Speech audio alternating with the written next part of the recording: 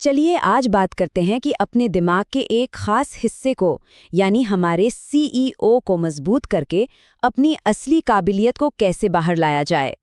कई लोगों को, खासकर जब वो अपनी लेट 20s या 30s में होते हैं, तो ऐसा बहुत महसूस होता है। लगता है कि पोटेंशियल तो बहुत है, लेकिन जिंदगी में कई अटक गए हैं, आगे ही नहीं बढ़ पा रहे। सवाल ये है कि आखिर ऐसा होता क्यों है? दरअसल इसका जवाब हमारे दिमाग के सीईओ में छिपा है, जिसे प्रीफ्रंटल कॉर्टेक्स कहते हैं।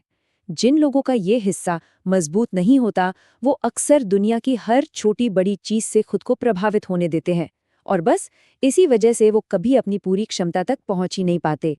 ठीक है, तो इसको थोड़ा और गहराई से समझते हैं।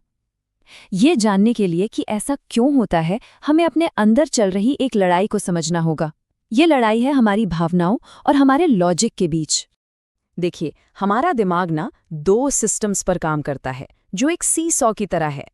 एक तरफ है लिम्बिक सिस्टम, जो हमारी भावनाओं को कंट्रोल करता है, जैसे गुस्सा या डर, और दूसरी तरफ है हमारा प्रीफ्रंटल कॉर्टेक्स, हमारा लॉजिकल सीईओ। अब होता क्या है कि जब एक सिस्टम बहुत ज्यादा एक्टिव होता है, तो दूसरे का असर अपने आप कम हो जाता है। सोचिए, जब इमोशंस हाई होते हैं तो लॉजिक काम करना बंद कर देता है ना, और जब लॉजिक हावी होता है तो इमोशंस शांत हो जाते हैं। तो जब कोई हर छोटी बड़ी बात पर एकदम से गुस्सा हो जाता है या डर जाता है, तो असल में उसका लिम्बिक सिस्टम उस पर पूरी तरह से हावी हो चुका होता है। वो इंसान लगातार आग आग आग वाली सिचुएशन में जी रहा होता है, जहां भावनाएं हमेशा तर्क पर भारी पड़ती हैं। कई लोग तो ये मानकर हार मान लेते हैं कि मेरा दिमाग तो ऐसा ही है, ये अब नहीं बदल सकता। लेकिन सच बताऊं, ये सबसे बड़ा झूठ है जो हम खुद से बोलते हैं। चलिए देखते हैं क्यों। हाँ, ये बात सच है कि बचपन की शुरुआती साल दिमाग के डेवलपमेंट के लिए बहुत ज़रूरी होते हैं, लेकिन इसका मतलब ये बिल्कुल नहीं कि बाकियों के लिए ट्रेन छूट गई है। तो अगर किसी को लगता है कि मौका हाथ से निकल गया, तो वो गलत है। अरे, असली खेल तो अब शुरू हुआ है।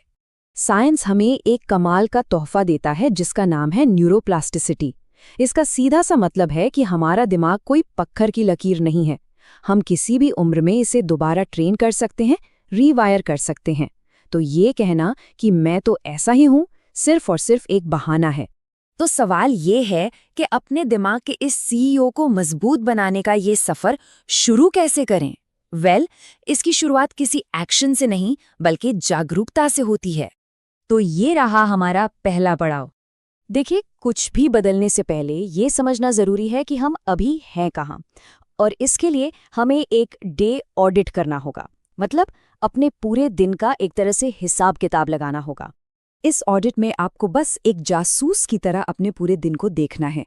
आप कैसा महसूस करते हैं, क्या करते हैं और अलग अलग सिचुएशंस में कैसे रिएक्ट करते हैं।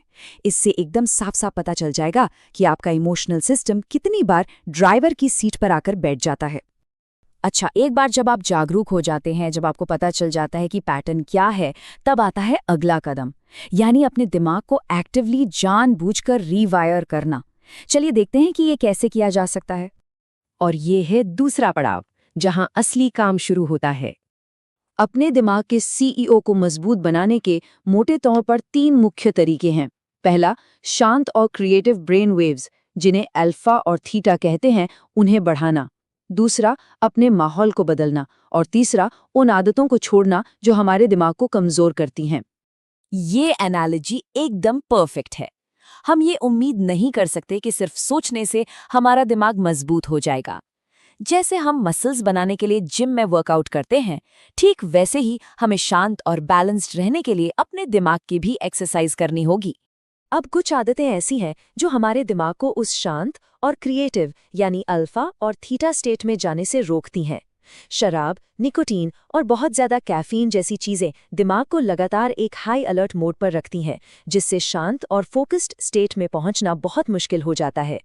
हमारे आसपास के लोग और हमारा माहौल, इनका हमारे दिमाग पर सीधा असर होता है। इसे मिरर न्यूरॉन्स इफेक्ट कहते हैं। इमोशंस कंटेजियस होते हैं, मतलब छूत की बीमारी की तरह फैलते हैं। अगर कोई लगातार गुस्से या तनाव वाले माहौल में रहता है, तो उसके लिए शांत रहना लगभग नामुमकिन है। इसीलिए अपने माहौल को बदलना बहुत बहुत ज़रूरी है। तो यहाँ सबसे ज़रूरी बात क्या है? वो ये कि बदलाव की शक्ति हमारे अपने हाथ में है। हाँ, ये मुश्किल हो सकता है, लेकिन नामुमकिन बिल्कुल नहीं है। जिस दिन कोई इंसान ये तय कर लेता है, उसी दिन से बदलाव की शुरुआत हो जाती है। सवाल बस ये है कि क्या वो दिन आज है?